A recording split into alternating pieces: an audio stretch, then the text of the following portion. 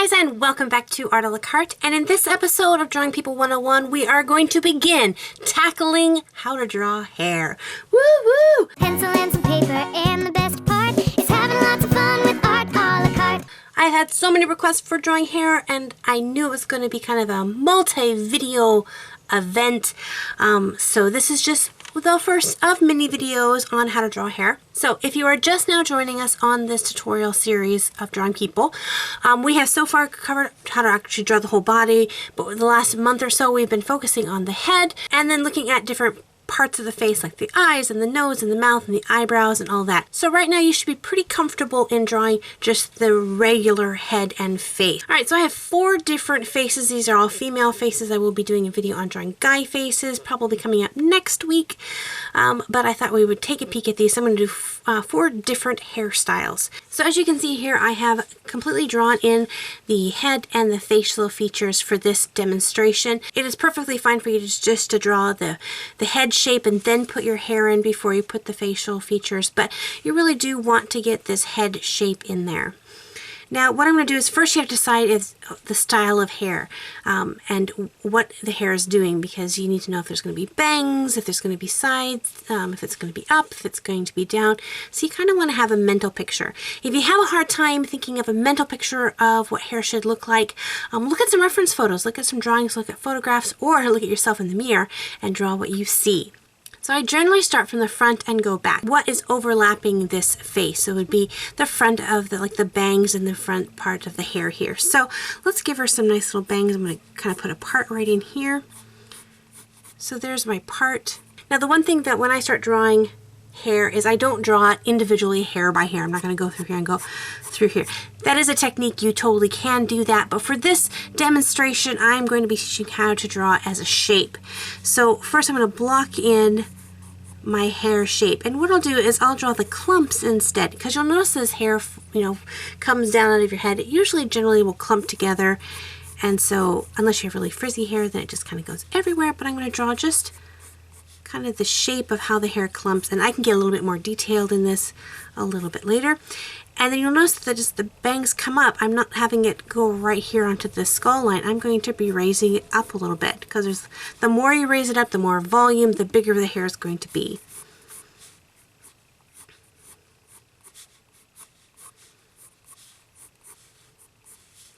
Okay, so it's so these are the bang parts here and here.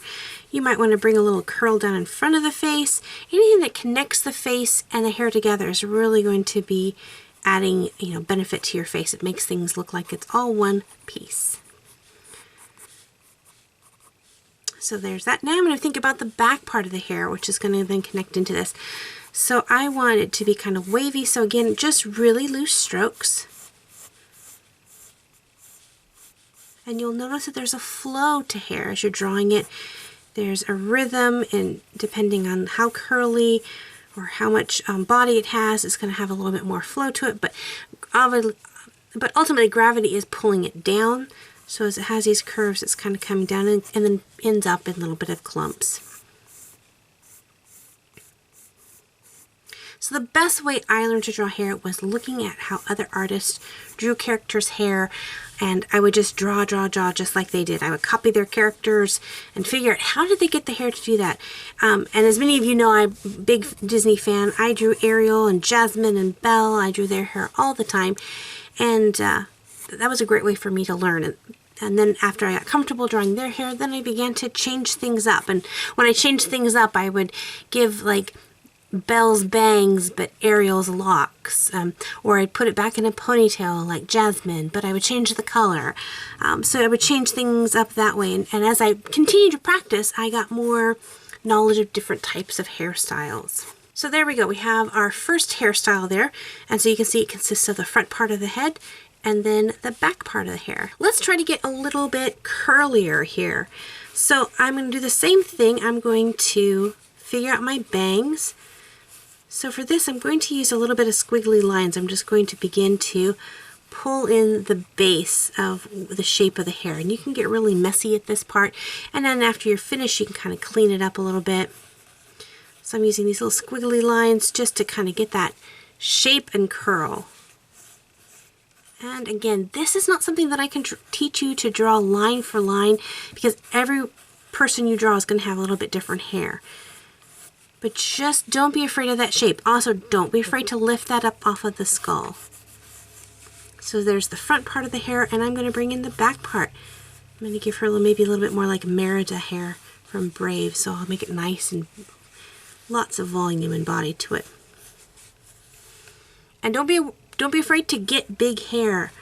You know, don't always think every single character has to have big hair, but it took me a long time before I was really comfortable with giving my characters really poofy hair. So if you find that your characters have really flat hair, just test yourself to get out there and get some really good volume in there. So you can have it go behind the shoulder. If you bring the shoulder out this way, the hair can go right behind it. Or you can bring a couple locks in front of it, like this, and then bring the shoulder down. Just like that. So for this, I want to give short and kind of straight hair, so not as curly. So for this one, I'm going to go off of her skull as I begin to draw her face, and she's at a 3/4 angle. But I'm not going to go as big, because the less curl there is, the less volume there is. So you're not going to want to push it out, especially as much as you did on this character. So I'm going to shape in her bangs. And I'm not going to have them completely straight, but I'm going to just give them that shape for right now. And then maybe just a little bit of sideburn, little curl right there. I'm going to have it come out just a little bit and have it cut a little bit short, so it's coming back towards the back of her neck. So there's my shape for my hair. So now let's give it a little bit more of a hair. So in the bangs here, I'm going to just bring up, kind of flick my pencil up just a little bit. And again, you can erase that skull line if that's kind of distracting for you in your drawings. And you'll see I'm wrapping that hair, bringing that hair around the side of her face. And then anywhere like the hair abruptly changes angle, like here, you might put a little wisp that kind of comes out. Or like over here, have a little wisp out right there. Depends on how smooth and silky their hair is. Alright, so for our last person, we have a profile view here. And she's looking like she has a really big head skull, but really once you get the hair in there, it's not as big as you think it is. We're going to put this person's hair back into a ponytail. So first I'm going to decide where I want the ponytail to be. Do I want it up high? Do I want it directly behind the head? Do I want a low ponytail? For this one, I want a low ponytail. So I'm just going to put a little indication of where, like the hair tie and things like this. Now because I'm going to have her have pretty good volume in her hair, but because she's pulling her hair back, it's going to be pretty tight on her head. It's pulling the volume back. So you'll see that it's not raised up as much as my other girls are. It'll give me that kind of indication that it's kind of pulled a little bit tighter to her hair. This is also one of the tricks you want to use when you're drawing hair that's wet coming out of the water. You're going to kind of just slick that to the skull there a little bit.